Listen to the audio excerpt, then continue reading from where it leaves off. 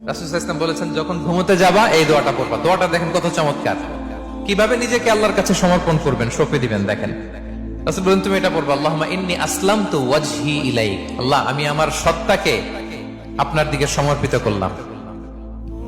ওয়া ফাওয়াদতু আমরি ইলাইক। আল্লাহ, আমি আমার সব কাজকে আপনার কাছে সুপর্দ করলাম।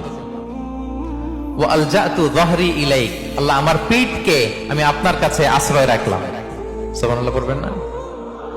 আমরা যখন ঘুমাই আমাদের পিঠটা বিছানার মধ্যে লাগাই না? আল্লাহ, আমার সত্তাকে আপনার কাছে আমি সমর্পিত করলাম। আল্লাহ, আমার সব কাজকে আপনার কাছে আমি সঁপে দিলাম। আল্লাহ, আমার পিঠটাকে আপনার কাছে আমি আমানত রাখলাম। লা মালজা ওয়ালা মানজা মিনকা ইল্লা ইলাইক। আল্লাহ, আপনি ছাড়া আশ্রয় দেওয়ার কেউ নাই। আল্লাহ, আপনি ছাড়া আমাদের মুক্তি দেওয়ার কেউ নাই। আল্লাহ, আপনি যে রাসূল পাঠিয়েছেন সে রাসূলের প্রতি আমি ঈমান আনলাম।